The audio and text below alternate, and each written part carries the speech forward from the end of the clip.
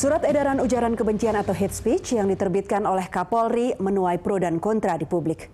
Surat edaran yang ditujukan kepada anggota kepolisian dalam menangani ujaran kebencian ini dinilai oleh kelompok kontra mencederai demokrasi. Pencemaran nama baik misalnya dituding sebagai pasal karet yang membelenggu kebebasan berpendapat. Pemirsa, inilah Expose Heboh Hate Speech bersama saya Rika Amro.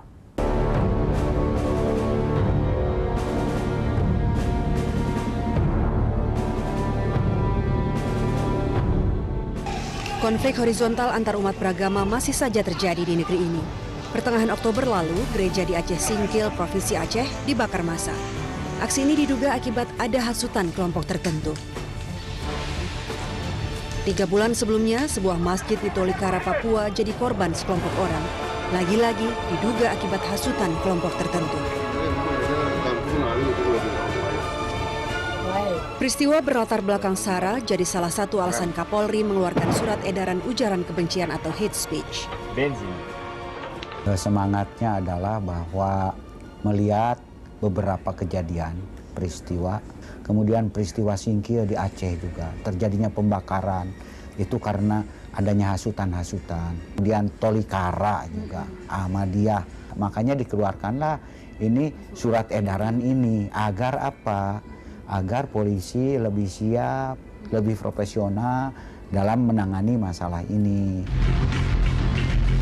Surat edaran ujaran kebencian dirilis Kapolri Jenderal Polisi Badrodin Haiti pada 8 Oktober 2015. Ujaran kebencian dimaksud dapat berupa tindak pidana yang diatur dalam Kitab Undang-Undang Hukum Pidana dan ketentuan pidana lainnya di luar KUHP. Bentuknya bisa berupa pencemaran nama baik, penghinaan, penistaan, perbuatan tak menyenangkan, memprovokasi, dan menghasut serta menyebarkan berita bohong. Tindakan itu yang berdampak pada tindak diskriminasi, kekerasan, serta penghilangan nyawa dan atau menimbulkan konflik sosial. Kalau itu termasuk di dalam penebar kebencian, iya, gitu, penebar kebencian. Tapi kalau misalnya bukan kasus itu, nah ada juga kasus-kasus yang lain, misalnya menista dengan tulisan, kemudian memprovokasi. Nah, kalau kasus itu masuk 310, 311, harapan kita juga semua sama penanganannya, karena itu juga delik aduan kan. Delik aduan, kalau orang mengadu kan pasti minta diproses secara hukum, tetapi maksimal mungkin kita juga bisa memediasi. Ada berbagai sasaran yang bisa menghasut dan menyulut kebencian, antara lain SARA, aliran keagamaan, keyakinan atau kepercayaan, warna kulit, etnis, gender, kaum difabel, dan orientasi seksual.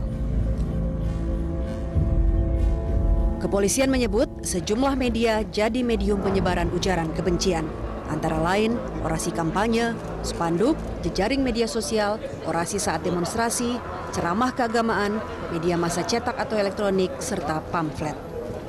Polri khawatir ujaran kebencian akan memicu konflik horizontal jika tidak segera diantisipasi.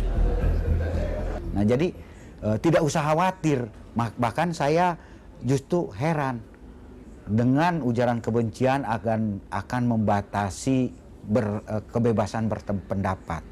Saya yakin dan percaya kalau orang yang biasa mengeluarkan kritikan dan kebebasan berpendapat tidak akan menggunakan alat-alat kalimat-kalimat kloset ini.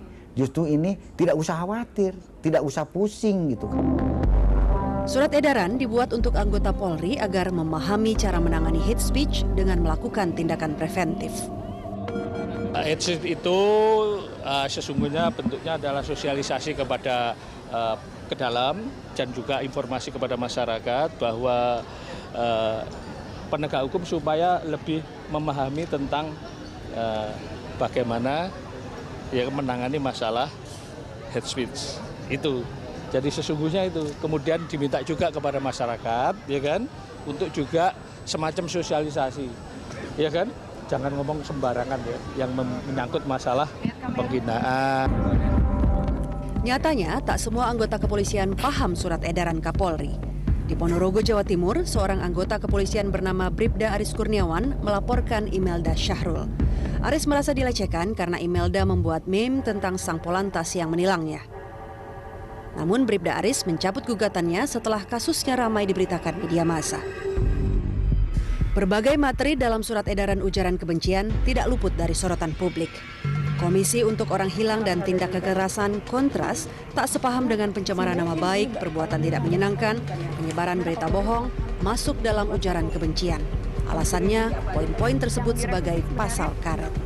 Surat edaran ini sangat bermasalah jika Kapolri masih memasukkan terkait dengan Undang-Undang ITE, masih memasukkan pasal 310, 311 gitu ya, yang terkait dengan pencemaran nama baik.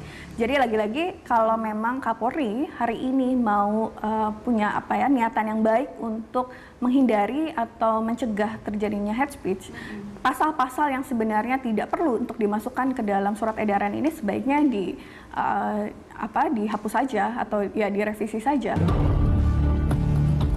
Berdasarkan data Southeast Asia Freedom of Expression Network atau SafeNet, 92% kasus jeratan undang-undang tentang informasi dan transaksi elektronik terkena pasal karet, yaitu pasal 27 ayat 3. Pasal ini memuat tentang pencemaran nama baik di dunia maya. SafeNet menyebutnya sebagai jeratan asimetris untuk melindungi pejabat publik. Maklum, sebagian besar kasus dipidanakan kepala daerah, kepala instansi, dan orang yang memiliki profesi khusus. Sepanjang 2008 hingga 2015, ada 118 kasus yang masuk ke pengadilan.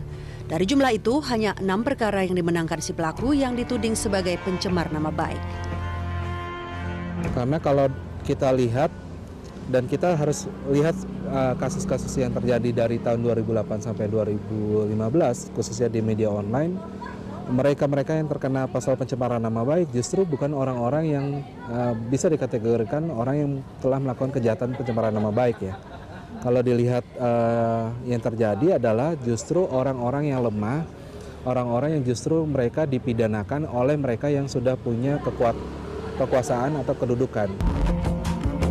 Surat edaran ujaran kebencian Kapolri mendapat tanggapan beragam dari masyarakat. Ya, kalau menurut saya sih terlalu lebay ya. Nggak berlebihan banget kan, cuman jadi mendemin aspirasi masyarakat doang gitu. Nggak bisa bebas, ntar kayak zaman-zaman dulu lah.